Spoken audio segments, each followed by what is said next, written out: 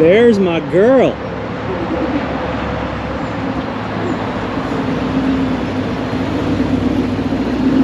Oh my gosh. Look at you. God damn, I missed that sound.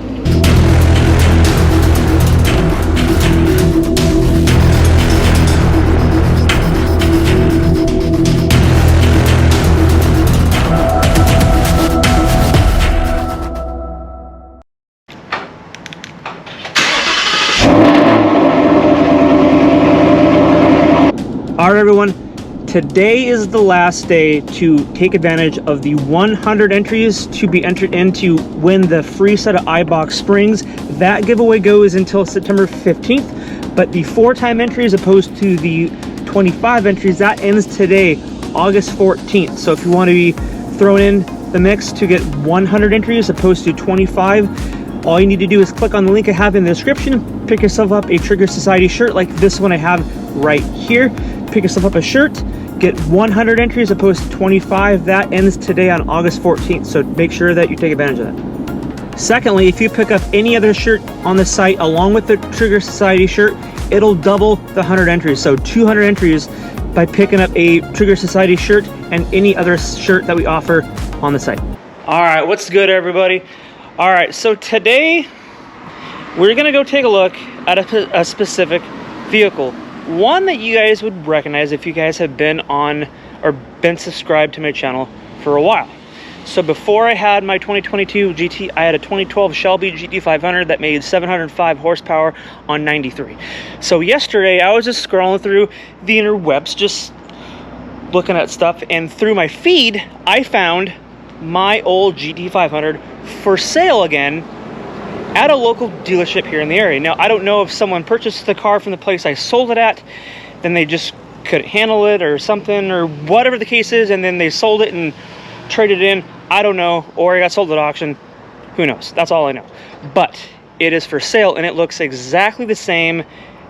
Perfect condition. Hardly any miles added to it since the day I sold it back in March. I believe it was around that time.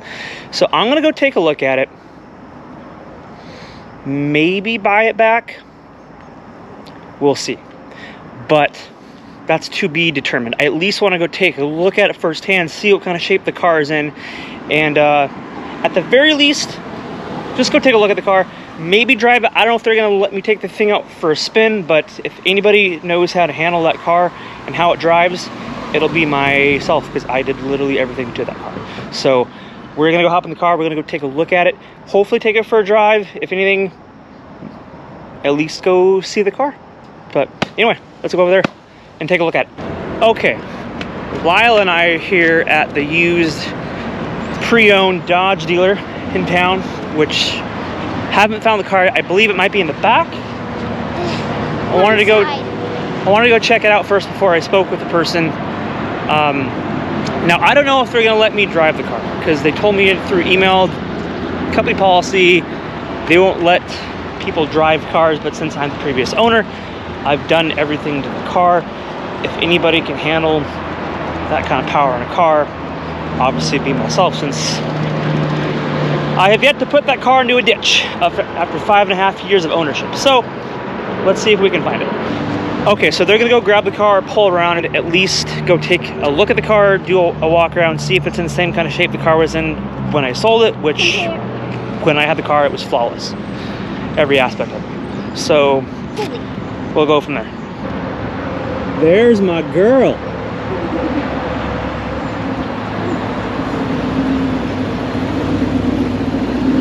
Oh my gosh.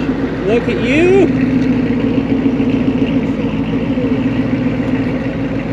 There she is. Gotta have her parked next to Blue, my 2022 here. So if anyone that hasn't been subscribed to my channel for a while, this was my 2012 Shelby GT500. I sold this to the Ford dealer right over there, about a half mile down the road. Gentleman bought the car only for about maybe 4 months or so, traded it in for a Hellcat. So traded it in. Obviously that's why it's at a used car dealership here. They just got this car in not too long ago. So anyway, I had this car for 5.5 years, bought it in July of 2017. 6 years now, because it's been about 6 months since I've owned it. I traded this car in, no, sorry, sold it. A week later, I traded it in my daily driver here for my Grabber Blue Coyote. Found this car online yesterday, and I had to just come take a look at it, see what kind of shape it is in. They are asking more than what I believe they should for this car. So, full disclosure, I sold this car to the dealership. The car was paid off. I sold it for, I want to say $37,500 or $38,000. So I did take a loss on the car, which is, it is what it is. If you sell a car to a dealership, that's what happens. I sold it to get instant cash to pay off a bunch of debt. Traded in my car to get this car a week after I sold that car. So it's got a VMP Gen 2 supercharger, 56-pound injectors. It's got LTH long tube headers, X pipe.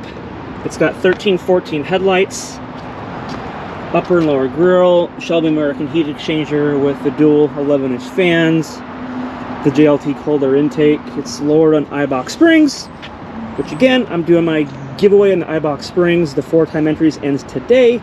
Click the link to pick up a shirt to qualify to get the 4-time entries. It's got an MGW short throw shifter, a McLeod RXT clutch. It's signed by Aaron Shelby, and that's Carol Shelby. Clearly that's a sticker, obviously, because he's not around anymore, but that is a signed signature from Aaron Shelby, his grandson. And it's got the Borla exhaust and then 13-14 taillights on this, which I think the 13-14 taillights on these completely separates the car. It just adds to the overall look of everything, because in my opinion, the 10 to 12 taillights are just ugly. They're hideous. It's got Michelin PS4 tires. It looks like the tires are still in good shape. Obviously those are the fronts. How does the back look? Still pretty decent. Tread life, pretty damn good.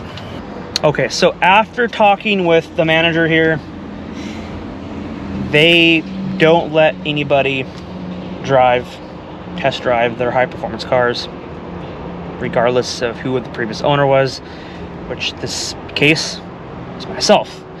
Anybody that has watched the channel for a while knows that this car here started my channel. This car here got me to 1,000 subscribers. This car got me monetized. This car is the reason my channel is called Trigger Society. The name of the car is Trigger. So that's why, that's the name of the channel. So that's what started the channel. That's why I chose to keep the name of the channel the same, even though I don't have the car anymore. It's what started the channel, and it's what got me monetized. So, wish I could take it out for a spin, but I don't think they're gonna let that swing. But let's at least start her up.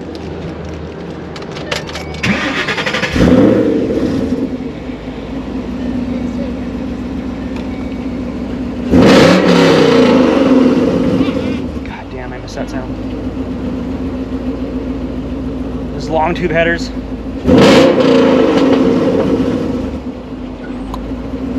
Holy shit.